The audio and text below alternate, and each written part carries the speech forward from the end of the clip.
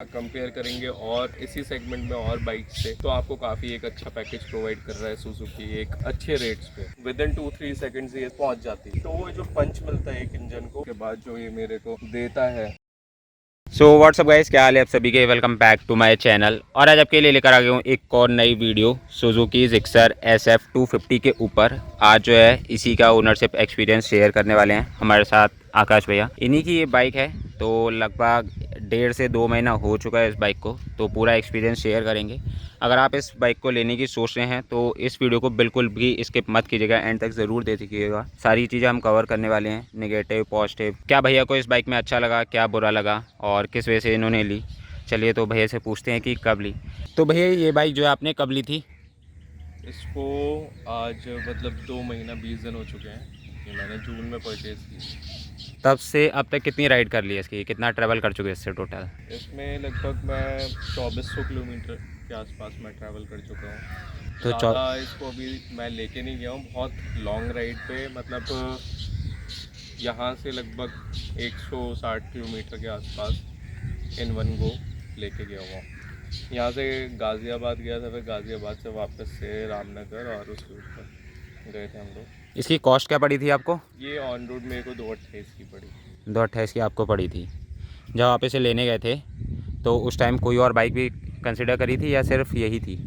उस समय मेरे पास और भी ऑप्शंस मैं देख रहा था, क्योंकि मुझे अपाचे RR 310 पसंद थी लुक वाइज, तो मैं वो देखने गया शोरूम पे। बट समहाउ आई फेल्ट कि उसकी जो बिल्ट है वो मेरे हाइट के अकॉर्डिंग, आई एम 5'6" एंड मेरी हाइट के अकॉर्डिंग मुझे वो थोड़ी कम लगी।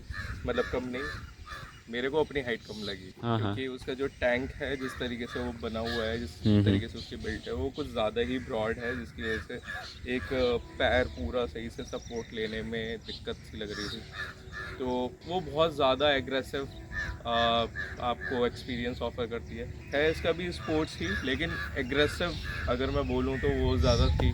R15 तो मुझे पसंद ही नहीं थी, वो तो कंसिडर ही नहीं कर रहा था मैं, लेकिन फिर भी मैं देखने गया था यहाँ वहाँ पे, क्योंकि यहाँ वहाँ पे वो खड़ी नहीं। इनफैक्ट उसी दिन डिलीवरी अवेलेबल थी उनके पास, सेम जो भी कलर चाहिए सब अवेलेबल था। तो R15 मैं देख के आया बस। उसके बाद मेरे पास एक ऑप्शन था RC 200 का, तो RC 200 भी मैंने देखी। बट जब मैंने कंपेयर किया ऑन रोड प्राइसेस में और स्पेक्स में, तो आई फेल्ट कि ये जिक्सर SF, क्योंकि मेरे पास जिक्सर SF 150 पहले से थी, और being a loyal fan of Gixxer, तो आई कंसिडर दिस बाइक। तो उसका एक्सपीरियंस कैसा है? जैसे आपने पहले वाली बाइक बता रहे हो जिक्सर का, तो उसका कैसा था और जिक्सर इसका? 150 अच्छी थी। हर टर्म्स में मैं बात करूं, अगर कंपैरिजन में और बाइक से जो मैंने चलाई हुई है, FZ चलाई हुई है, करिश्मा चलाई हुई है, ZMR चलाई हुई है, तो उस सब में अगर मैं कंपेयर करूं तो जिक्सर SF का एक एक्सपीरियंस काफ़ी अलग था। वो दिखने में स्पोर्ट्स टाइप की थी, बट अगर आप उसको नॉर्मल यूज़ करोगे तो नॉर्मल कम्यूट करने के लिए जो बाइक्स होती हैं वैसे ही स्ट्रीट बाइक्स की तरह की उसकी राइडिंग पोजीशन। इसका जो ड्राइविंग एक्सपीरियंस है वो कैसा है, कंफर्ट कैसा है जब आप राइडिंग 160 एक्सपीरियंस की अगर मैं बता रहे हो? बात करूं इसकी, तो वो काफ़ी ठीक है। पहले से अगर बात करें तो ज़्यादा एग्रेसिव हो गया है। पहले एक सिंगल हैंडल बार आता था, थोड़ा सा इससे ऊपर पोजीशनिंग होती थी उसकी। अभी इन्होंने 3 पीस 3 कट में दिया है हैंडल बार, जिसकी वजह से राइडिंग पोजीशन जो है वो थोड़ी और ज़्यादा स्पोर्ट्स वाली फील देने के लिए थोड़ी एग्रेसिव हो गई है। और ये चीज़ थोड़ा नीचे भी है। अगर आप कंपेयर करोगे पुरानी वाली जिक्सर से, तो जो उसका हेड था वो थोड़ा सा ज़्यादा ऊपर था, ज़्यादा ऊंचा था। तो इसकी इससे क्या है, एक जो जब आप इस पर बैठते हो, तो मैं आगे अब झुक के बैठ रहा हूँ, तो अब इसमें दो हैं, या तो मैं अपनी बैक को स्ट्रेट रखूँ ऐसे, और उससे क्या है कि मेरे यहाँ पे प्रेशर नहीं आ रहा, लेकिन थोड़ी देर में यहाँ स्ट्रेन शुरू हो जाएगा। बट अगर मैं इस पर लीन हो जाऊँ तो मेरे जो पाम्स हैं, इस पे पाम में दर्द होना शुरू हो जाएगा। ये बहुत सारे राइडर्स का मैंने देखा है, बहुत सारे लोगों से मैंने, जिन्होंने मेरी बाइक मैं ऐसे ही कैजुअली चला के देखी है, उन लोगों ने मुझे बोला है कि हमारे पाम में जल्दी पेन होना शुरू हो गया। ऑल्दो जो लोग थोड़ा एंथुसियास्टिक हैं, उनको ये चीज़ कम फील होती है। मतलब लॉन्ग रन पे अगर मैं बहुत ज़्यादा एग्जॉस्ट हो जाऊँ बहुत लंबे ट्रिप के बाद, तब मुझे फील होगा ज़्यादा। अदरवाइज़ ये नॉर्मली 20-25 मिनट आधा घंटे की राइड के अंदर तो इतना नहीं मुझे स्ट्रेन फील होता। और इसका जो पिकअप है वो कैसा लगा 250 के हिसाब से? 250 के हिसाब से बहुत अच्छा है, इट्स वंडरफुल। जो इंजन थ्रॉटल हम करते हैं और उसके बाद जो ये मेरे को देता है पंच एक ओवरटेकिंग के टाइम पे, जैसे कि इसके साथ क्या है, एक अगर आप ट्रांसमिशन इसका इस तरीके से बिल्ट है कि 0 to 10 हो आप तो फर्स्ट गियर तो ठीक है, सेकंड गियर में आप लेके आओगे 10 की स्पीड के बाद ही 20 की स्पीड तक पहुँचते आप थर्ड गियर में, और फोर्थ गियर में आप 30 तक ले जाते हो। फिफ्थ गियर आप यूज़ कर लेते हो with in 40, but fifth gear में जब आप 40 पे चल रहे हो और आपको ओवरटेक करना है तो वो जो पंच मिलता है एक इंजन को, वो एकदम से आपको पावर डिलीवर करता है। जैसे ही आप थ्रॉटल लेते हो, जैसे ही आपने एस्केलेटर लिया और आप विद इन 2-3 सेकेंड्स ये 70-80 पहुंच जाती है बहुत इजीली। तो आप इजीली ओवरटेकिंग भी कर सकते हो और स्पीड अप करने के लिए भी कोई इशू नहीं है। मतलब सेकंड गियर में मैंने इसको सेकंड गियर में ये 70 प्लस 75 77 तक पहुंच गई थी थर्ड गियर में, मतलब फोर्थ गियर में 100 प्लस हो जाती है। ये तो बहुत अच्छी बात है इसकी। अभी तक टॉप स्पीड कितनी भगा रखी है भैया आपने?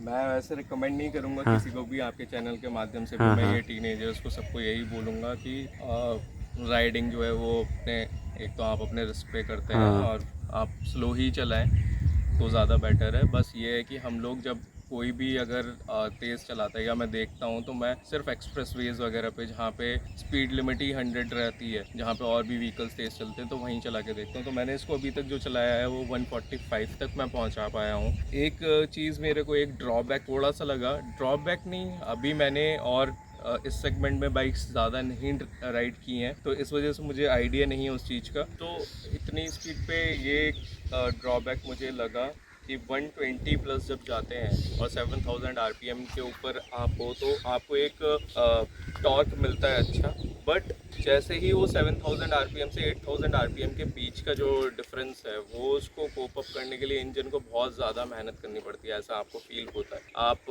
120, 125, 128 ईजीली ले जा सकते हो, 130 इवन 132 तक अच्छे से चलती है। उसके बाद में फिर वो 145 रीच करने के लिए ना आपको लगता है कि इंजन को मेहनत करनी पड़ रही है। तो वो एक मेरे को लगा थोड़ा सा, मुझे ऐसा लग रहा था कि 6th गियर का अगर मैं यूज़ कर रहा हूँ, मतलब मैं 5th गियर अगर अप्लाई कर रहा हूँ 100 प्लस पे, और फिर उसके बाद में 5th गियर में ही मैं 120 रीच कर गया हूँ, तो 6th गियर पे इसको इतना इशू नहीं होना चाहिए, बट मुझे उतना पावर डिलीवर करते हुए इंजन नहीं लगा था। अभी मैं एक बार और, मतलब अभी तो ये फर्स्ट टाइम था मेरा जब मैंने ये चीज़ करके देखी थी। इससे पहले की थी तो उस समय तक इसकी फर्स्ट सर्विस भी नहीं हुई, तो तब रिकमेंड करते हैं कि नहीं करना चाहिए। बट वो क्या होता है, इंजन के ऊपर डिपेंड करता है, कंपनी जो क्लेम करती है वो राइडर के हिसाब से बोलती है कि ये वाली चीज़ जो होती है कि आपको 600 किलोमीटर के अंदर अंदर ना इतनी उस पर चलानी चाहिए, क्योंकि आप यूज़ टू हो जाने चाहिए। जैसे आपने वो 140 145 भगाई थी तो उस टाइम ब्रेकिंग सिस्टम कैसे थे? ब्रेकिंग की अगर मैं बात करूं तो उस समय मैं 145 टच करते ही एकदम से मैं, मतलब एकदम से क्या, ब्रेक्स नहीं अप्लाई किए थे, हाँ। बट स्पीड मैंने मतलब थ्रॉटल देना बंद कर दिया था, क्योंकि ट्रैफिक था आगे, कार्स वगैरह जो भी निकल रही थी, हाँ, हाँ। उसकी वजह से ज़रूरत ही नहीं लगी कि मैं 145 से ऊपर खींचूं। बाकी ब्रेकिंग मैंने नहीं की उस समय। ब्रेकिंग की अगर बात करूँ, नॉर्मली तो डुअल चैनल ABS है, जिसका परफॉर्मेंस काफ़ी अच्छा है। अगर आप स्पीड में हो 50-70 स्पीड पे हो, आप ब्रेक अप्लाई करते हो तो पॉज हो जाती है, एकदम रुक जाती है। अगर आप बहुत लोअर स्पीड पे हो 20 प्लस की, क्योंकि इसमें क्या है कि आपने एक बार मतलब ABS ऑन है तो उसको डिसेबल नहीं कर सकते, वो इनेबल्ड ही रहता है ऑल टाइम। अच्छा, इसमें डिसेबल का ऑप्शन नहीं है? तो डिसेबल का ऑप्शन नहीं है। हालांकि जब आप इनिशियली खड़ी है, इंजन जस्ट ऑन है, इग्निशन ऑन है, तो उस टाइम पे नहीं किक इन करता है वो ABS, लेकिन आपका जैसे ही बाइक स्टार्ट होती है 85 प्लस पे पहुंचती है स्पीड लिमिट, तो उसके बाद में वो ABS ऑन कर देता है। अभी तक इससे स्टार्ट में कोई प्रॉब्लम तो नहीं है? जैसे कभी कभार होता है कि स्टार्ट करो और एकदम बंद हो जाती है, उस तरीके से कोई? नहीं, ऐसा तो कोई इशू नहीं है, अभी तक ऐसा कोई इशू नहीं फेस किया। इनफैक्ट जो पुरानी मेरे पास जिक्सर SF 150 थी, उसमें भी कोई ऐसा इशू नहीं था। मैंने मतलब वो बाइक पौने 2 साल तक घर पे खड़ी रही थी मेरे, जस्ट बिकॉज कि मुझे स्लिप डिस्क हो गया था, तो उस टाइम पे इंजरी की वजह से मैं बाइक राइड नहीं कर सकता था। अभी भी हालांकि मुझे यही रिकमेंड किया हुआ है कि मुझे बाइक राइड नहीं करनी चाहिए, बट जो मेरे अंदर का एंथुसियास्ट है वो उंगली कीड़ा। करता रहता है। जैसे भी देख पा रहा हूँ इसमें किक नहीं है, तो किक की कमी कभी आपको महसूस नहीं हुई? अभी तक तो नहीं हुई, बिल्कुल भी नहीं हुई अभी तक। बाकी देखते हैं। वैसे तो मैं बात करूँ SF 150 की, तो मैंने तो उसमें भी 6 साल में कभी किक नहीं मारी थी। उसका मैं जो बता रहा हूँ ना कि 1.25 साल पे जब खड़ी रही थी तब हाँ उसकी बैटरी ही डिस्चार्ज हो चुकी थी। बैटरी मुझे रिप्लेस करानी पड़ी थी, वो डेड हो गई थी। तो ये 1-2 इश्यूज तो होते ही हैं। जो टैंक के अंदर पेट्रोल था वो सारा उड़ चुका था, पानी बन चुका था।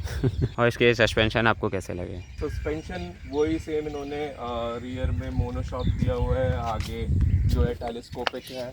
तो शॉकअप्स तो सेम ही है।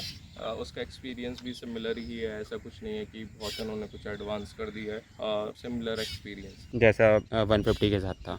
तो भैया जैसे आप इसे 2.5 महीने से चला रहे हैं, तो कुछ नेगेटिव भी लगा होगा ना आपको इसके साथ? वैसे तो मैं अभी बताते बताते इसमें निगेटिव चीज़ें काफ़ी कवर कर रहा हूँ। यूज़र एक्सपीरियंस के हिसाब से तो है कुछ चीज़ें जहाँ पे इम्प्रूव किया जा सकता था, बट अगर आप कंपेयर करेंगे और इसी सेगमेंट में और बाइक से, तो आपको काफ़ी एक अच्छा पैकेज प्रोवाइड कर रहा है सुजुकी, एक अच्छे रेट्स पे, अच्छे कॉस्ट पे। मतलब क्योंकि अगर आप RC 200 लेने जाओ तो RC 200 भी आपको 2.5 लाख से ऊपर पड़ती है। वो 200 सीसी इंजन है जिसका टॉर्क भी कम है, जिसका हॉर्स पावर भी कम दे रहा है, मतलब BHP भी जो है वो कम दे रहा है। उस हिसाब से तो ये काफ़ी अच्छी है। यूज़र एक्सपीरियंस में मैंने कवर कर दिया ऑलरेडी कि एक राइडिंग पोजीशन जो है वो थोड़ी सी एर्गोनॉमिक्स अब बात करें तो वो डिज़ाइन ही ऐसे होते हैं स्पोर्ट्स बाइक के। तो आप एक्सपेक्ट ये नहीं कर सकते कि आपको ये रॉयल इनफील्ड वाली वो फीलिंग दे देगी जो आप क्लासिक का या थंडरबर्ड चलाते हो या मीटियोर अब आती है तो वो चलाते हो।